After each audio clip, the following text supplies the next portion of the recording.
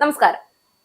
പശ്ചിമേഷ്യയിൽ ഇറാന്റെ സൈനിക നീക്കങ്ങൾക്കെതിരെ ഗൾഫ് രാജ്യങ്ങൾക്കിടയിൽ പ്രതിഷേധമിരമ്പും. മേഖലയിലെ സമാധാനം തകർക്കുന്ന രീതിയിൽ സായുധ സംഘങ്ങൾക്ക് ആയുധവും ഫണ്ടും നൽകുന്നത് ഇറാൻ അടിയന്തരമായി അവസാനിപ്പിക്കണമെന്ന് 12 ഗൾഫ് അറബ് ഇസ്ലാമിക് രാജ്യങ്ങൾ സംയുക്ത പ്രസ്താവനയിൽ ആവശ്യപ്പെട്ടു കഴിഞ്ഞു.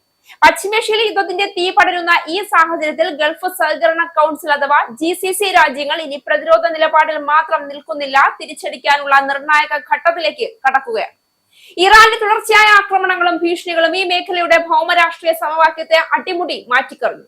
ഇസ്രായേൽ നടത്തിയ ആക്രമണത്തിന് പിന്നാലെ ഇറാനിലെ സൗത്ത് പാർസ് ഗ്യാസ് ഫീൽഡുകൾ തകർന്നതോടെ ടെഹ്റാൻ ഗൾഫ് രാജ്യങ്ങളുടെ എണ്ണവാതക അടിസ്ഥാന സൗകര്യങ്ങളെ ലക്ഷ്യമിടുമെന്ന് തുറന്നു പറഞ്ഞിരുന്നു. തുടർന്ന് സൗദി അറേബ്യ, UAE, ഖത്തർ എന്നിവിടങ്ങളിലെ പ്രധാന എനർജി കേന്ദ്രങ്ങൾ നേരിട്ട് ആക്രമിക്കപ്പെട്ടു. ഈ ആക്രമണങ്ങൾ ഗൾഫ് രാജ്യങ്ങൾക്കുള്ള മുന്നറിയിപ്പല്ല, അവരുടെ സാമ്പത്തികവും ദേശീയ സുരക്ഷയും നേരിട്ട് വെല്ലുവിളിക്കുന്ന നടപടികളാണ്. റിഫൈനറികൾക്കും എണ്ണപ്പാടങ്ങൾക്കും നേരെ ആക്രമണം നടത്തിയാൽ അത് ആഗോള ഇന്ധന വിപണിയെ ബാധിക്കുമെന്നും ഇതിന് വലിയ പ്രത്യാഘാതങ്ങൾ നേരിടേണ്ടി വരുമെന്നും സൗദി അറേബ്യ മുന്നറിയിപ്പ് നൽകി. ഖത്തറിലെ റാസ് ലഫാൻ ഇൻഡസ്ട്രിയൽ സിറ്റിയിൽ ഉണ്ടായ ആക്രമണത്തിൽ ഗുരുതരമായ നാശനഷ്ടങ്ങൾ സംഭവിച്ചതായി ഖത്തർ എനർജി അറിയിച്ചു. ഗ്യാസ് ടു ലിക്വിഡ് അഥവാ GTL പ്ലാന്റിന് വൻ നാശമാണ് സംഭവിച്ചിരിക്കുന്നത്. ഹോർമൂസ് കടലിടുക്കിന് നേരെയുള്ള ഭീഷണി അവസാനിപ്പിക്കണമെന്നും ബാബ് അൽ മന്ദബ് അടച്ചുപൂട്ടാൻ ശ്രമിക്കരുതെന്നും അറബ് രാജ്യങ്ങൾ ആവശ്യപ്പെട്ടു കഴിഞ്ഞു. അതിനിടെ സംഘർഷം ലഘൂകരിക്കുന്നതിനായി പാകിസ്ഥാൻ, ഈജിപ്ത്, തുർക്കി എന്നീ രാജ്യങ്ങൾ ഇറാനുമായി നേരിട്ട് ചർച്ചകൾ നടത്തുന്നുമുണ്ട്. അതേസമയം ഹോർമൂസ് കടലിടുക്കിൽ കുടുങ്ങിക്കിടക്കുന്ന ഇന്ത്യൻ എണ്ണ ടാങ്കറുകളുടെയും ചരക്ക് കപ്പലുകളുടെയും സുരക്ഷിതമായ യാത്രയ്ക്കായി ഇന്ത്യ നയതന്ത്ര നീക്കങ്ങൾ ഊർജിതമാക്കി കഴിഞ്ഞു. നിലവിൽ 21 ഇന്ത്യൻ കപ്പലുകൾ ഹോർമൂസ് കടലിടുക്കിൽ കുടുങ്ങിക്കിടക്കുകയാണ്. ഇതിലായി 611 ഇന്ത്യൻ ജീവനക്കാരുമുണ്ട്. ഇവരെയും കപ്പലുകളെയും സുരക്ഷിതമായി പുറത്തെത്തിക്കാനാണ് ഇന്ത്യ ശ്രമിക്കുന്നത്.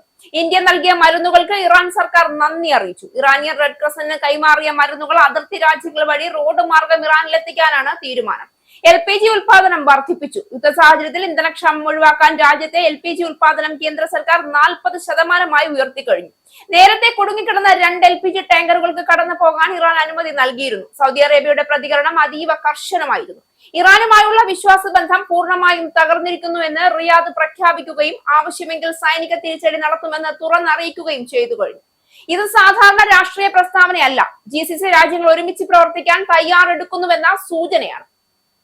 ഇറാൻ ഗൾഫ് മേഖലയിൽ എണ്ണവാതക സ്ഥാപനങ്ങൾ ഒഴിയാൻ മുന്നറിയിപ്പ് നൽകിയതും റിഫൈനറികളും ഗ്യാസ് ഫീൽഡുകളും ലക്ഷ്യമിടുന്നതായും വ്യക്തമാക്കിയതോടെ ഈ സംഘർഷം ആഗോള ഊർജ്ജ സുരക്ഷയെയും ബാധിച്ചു കഴിഞ്ഞു. എണ്ണവില $110 കുതിച്ചതും വിപണികളിൽ ഭീതി ഉണ്ടായതും ഈ യുദ്ധത്തിന്റെ വ്യാപ്തി വ്യക്തമാക്കുന്നു. ഇതിനിടയിൽ GCC രാജ്യങ്ങൾ നയതന്ത്ര തലത്തിൽ മാത്രമല്ല സൈനിക തലത്തിലും ഏകോപനം ശക്തമാക്കുകയാണ്.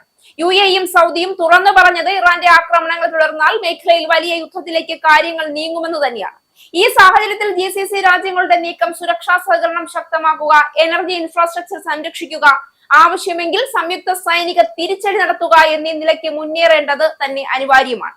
ഇത് വെറും പ്രതിരോധ തന്ത്രമല്ല, ഇതൊരു ശക്തമായ മുന്നറിയിപ്പാണ്. ഇറാൻ ആക്രമണം തുടർന്നാൽ ഗൾഫ് രാജ്യങ്ങൾ ഇനി മിണ്ടാതിരിക്കില്ല. അവരുടെ സാമ്പത്തിക ജീവരക്തമായ എണ്ണവാതക മേഖലയെ സംരക്ഷിക്കാൻ അവർ ഏതറ്റത്തേക്കും പോകാൻ തയ്യാറെടുക്കുകയാണ്. അതിനാൽ GCC രാജ്യങ്ങൾ ഇനി പ്രതിസന്ധിയിലായ ഒരു കൂട്ടായ്മയല്ല, അവർ ഒരു സംഘടിത ശക്തിയായി കഴിഞ്ഞു. തിരിച്ചടിക്ക് ഒരുങ്ങുന്ന സംഘടിത ശക്തി.